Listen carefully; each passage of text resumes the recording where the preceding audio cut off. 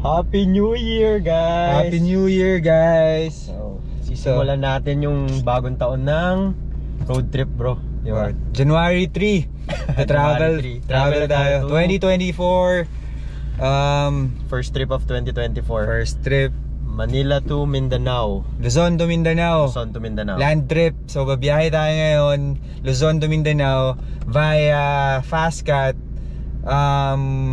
Dito tayo sa kabilang side, Mindoro and Negros. So doon yung way natin going to Mindanao. And guys, we want to show you and everyone na it's very convenient to travel na land trip. Land trip. Madali lang mag inter-island hopping. Dala yung sakyan nyo dito sa Pilipinas, di ba? Ayun. So pwede, madali lang magroro. Kasi baka inisip nila maraming proseso, may mga requirements na kailangan ipakita. Wala. Ayun. So mabilis lang. So our goal today is ipakita sa inyo yung bro, goal process. for 2 days.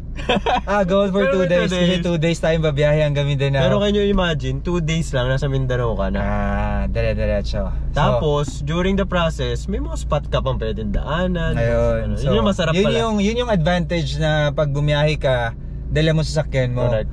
Versus plane. Versus plane. Point to point. Point to point yun. So dito, gusto mo mag-stop somewhere, gusto mo kumain dyan, so anong delicacy dyan sa province na yan, magagawa mo. And ayan o, dala ka una. Parang bahay mo yung kotse mo, di ba? So yep, our goal is to give you an idea how convenient to travel bringing your car, and syempre kung magkano. Based dito sa dala namin, naka-pick up kami ngayon. So dito natin i-base yung magkano mga gastos namin hanggang Mindanao, hanggang Dapitan. Dapitan tayo. Okay. Bro, ano bang first step? Ano bang una mo nilagay sa Waze? Ano una mo Batangas Port tayo. Straightforward naman, di ba? Dito na talaga yung hindi kayo maliligaw. First, binayaran natin, nagpagas tayo from SLEX. Nag-full tank tayo doon. And then dito pagpasok mo ng port 159 for 2 persons. So may binayaran tayo 159. And then ngayon nasa pila na tayo, no? Nakapila na kami. Hinihintay namin yung Fastcat, kung magkano tayo sisingil. Kung magkano yung charge nito for hanggang Calapan, Mindoro. So ayun, update namin kayo mamaya, guys. Happy New Year. And samahan nyo kami hanggang Mindanao. Tara, let's go.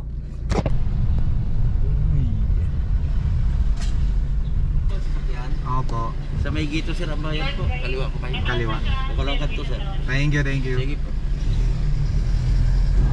So first payment, ayun, pag nasa Batangas Port na kayo, is 159 pesos.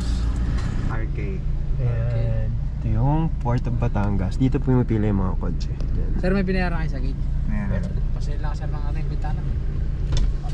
Yan, so inspect sila ng ng laman ng kotse. Yan. Thank you, kuya. Saan ako dito? Nakagilid sir, yung sa may likod ng item na yan. Okay, thank you. So from here, second stop, checkpoint. Dito na tayo sa likod. Tuturo nila kasi depende sa sasakyan nyo. Iba-iba yan eh. Fastcat or kung saan ka papunta, Calapan. So for us, dito tayo, Calapan. Tapos Fastcat. Sana may unang may mga K9, no? Very safe tayo dito. Tayo, man. Babalik tayo ulit ng Mindanao.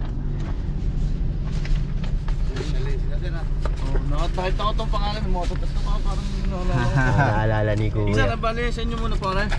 Bubukod lang po tayo ng pila sa kanila. 11 na to, no, Kuya? 11 na yan po tayo. Thank you. Thank you. So yun, tip din namin kapag yung sa sasakyan nyo na scheduled ferry nyo, agahan nyo rin siguro at least 1 hour or 2 hours before, kasi kung may aberya, at least makasakay kayo.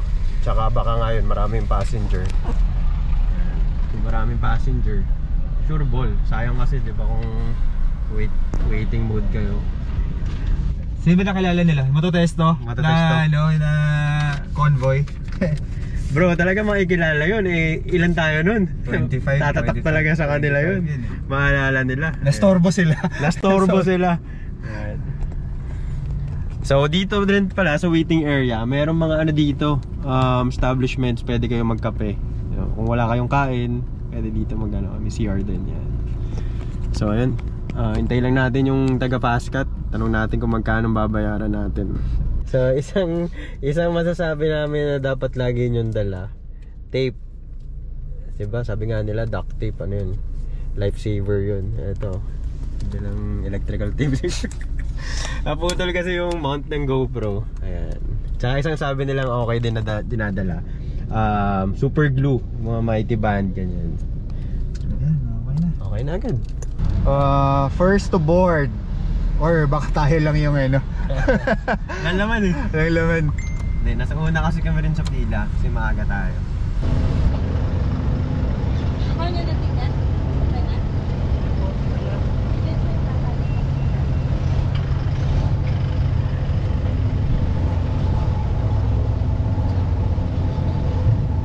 Nandito na tayo sa vessel. So, sinasabi naman nila kung paatras or paabante yung pasok. Tapos, usually, pag medyo mababa yung kotse mo, dito kayo sa ilalim nito. Ayan. Pero pag ayun, medyo mataas, pag ayun na may top load, dyan lang sa open area. Ayan. Second to board tayo for the 11 AM na Roro to Calapan. Sintayin na natin secured. Secured. Grabe, namimigay ito ng tig 1,000.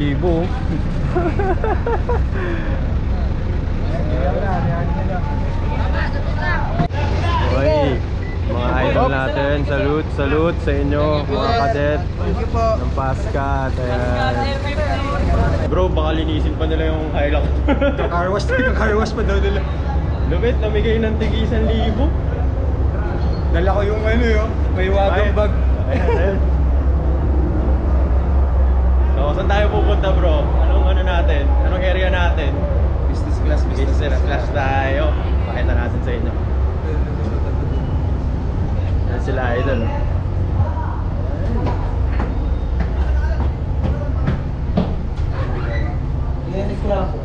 Uy. Thank you. Morning. Morning po. Ito yung snack. Ayan, snack bar ng Fastcat. Ay, lamig talaga ng Fastcat. Kailangan may baon kayong jacket dito. Uy! This is the business class. Ayan. Any vacancy na lang po. Any? Okay, sige. Diba? Thank you. Dito tayo sa harapan para may legroom.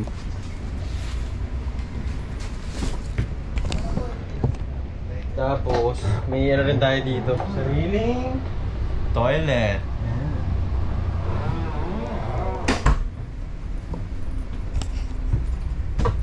Ito naman yung view natin pag sa business class. Okay, we're here. So yan guys, nandito First na Roro. First Roro. So, magkano binayaran? 3327 for pick up. 3327 for a pick up. Free na yung driver nun. Yun, and then yung, kasi dalawa kami, yung binayaran ng isang tao, binayaran ko is 540, parang nasa ganun. Tapos, kung gusto mo mag-upgrade into business class, ito, business class. So, dagdag ka lang ng konti. Pero, to sum up, 3327 plus 500, mga 37. mga nasa 37 for 2 persons and 1 pickup going to Mindoro. So yun yung rate ni Fastcat. And then sulit naman, sobrang lamig ng aircon, ganda ng facilities. Malinis, maganda. So yun yung first payment off to Mindoro. Let's go. Bye-bye. Thank you. Thank you.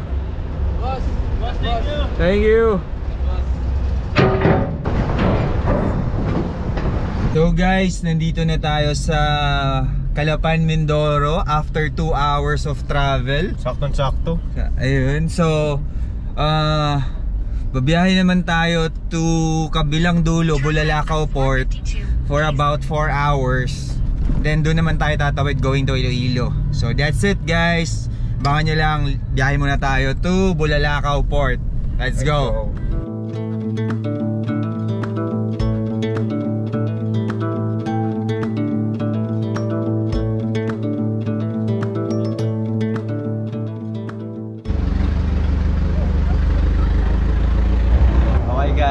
Second Roro, we're bound to Caticlan. Ayun, nagbayad tayo dito sa Bulalakaw Port ng 6,747 for pick up, kasama na yung driver doon. So for passengers naman, ang rates dito 740 for premium, and sorry, that's economy. And then 840 naman for premium and 900 for business class. Ayun, tapos may binayaran lang kami doon. Tawag nila arastre, tsaka yung terminal fee. Terminal fee na 30 pesos, and then yung arastre 258. Wala. Kita-kits in 3 hours, nasa Visayas na tayo, Caticlan. Ayan, tayo sa Pascat. Time check guys, 2:30 AM. Dito na kami sa Caticlan. And another 4 hours and 30 minutes going to Dumangas Port. Tatawid naman tayo from Iloilo to Bacolod. So alright, update namin kayo mamaya. Touchdown Dumangas. Sun is out. Good morning guys, dito na tayo sa Dumangas, Iloilo, and we are bound to Bacolod. And so recap lang ng binayaran namin. So sa entrance 12 pesos, and then bago pala kayo pumasok guys, kuha na kayo ng maliit na stop dun sa Coast Guard. Parang ano yun, pass nyo na sasakay kayo ng Roro today. Tapos nadala yung sakyan. dadala yung sasakyan. Tapos dito may binayaran tayo sa arastre, yung tawag nila. It's 129 pesos. And dito naman sa Pascat, we paid 1,915 for the pickup and one driver, and then 310 naman for the passenger. Ayun lang. Na extra passenger? Extra passenger. Ayun lang. So tawid tayo. Waiting na lang tayo, 8 AM. So short lang to, very short lang tong biyahe dito guys. Tapos biyahe na tayo. Last na natin yun. Bacolod to Dumaguete. Dumaguete na. Tapos yun na, last Roro. Destination na tayo nun, Dapitan. Okay. Ito yung ticketing office pala. Nandito na siya mismo sa mga parking ng vessels. It's a good morning. It's our last Roro for our Luzon, Mindanao road trip. So ngayon nasa Dumaguete Port tayo, and we're bound to Dapitan. Binayaran natin for pickup for 885, and then for passenger naman 550 pesos yung rate. Guys, ano lang, note nyo lang dito, mag-prepare kayo ng ORCR kasi yung Dumaguete Port, medyo requirement nila yun kapag may dala kayong kotse.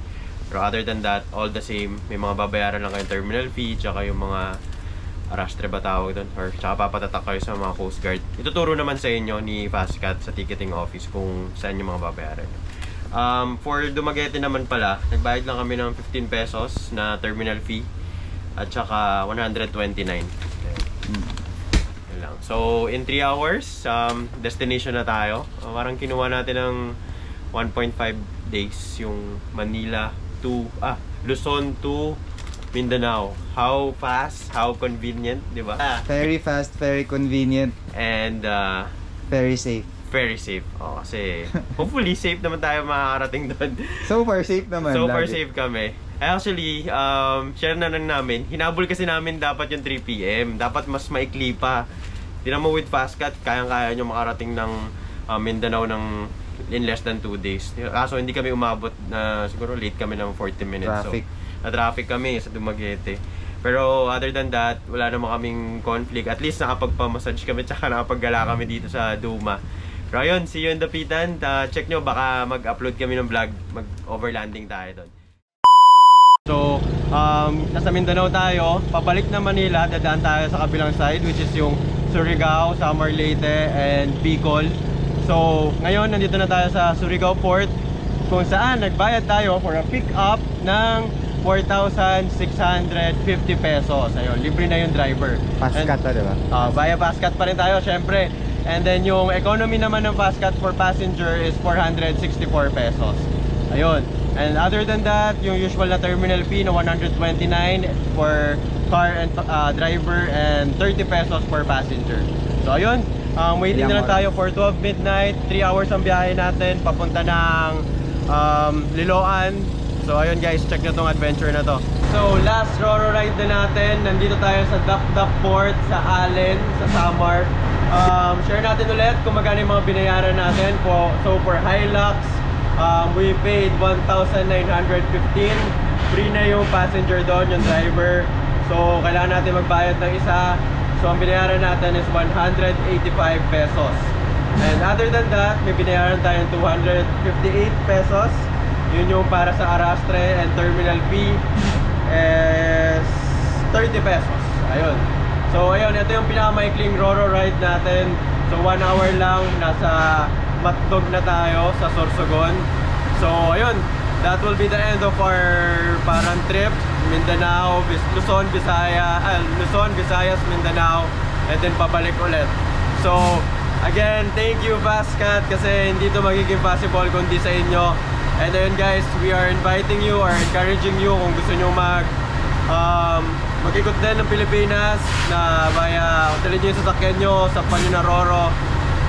Take Fastcat. Ayan, very fast, very convenient, and very easy. Trip pala na to, nag-camp tayo sa Mindanao and Visayas. Sana panoorin nyo rin yung mga vlog nun.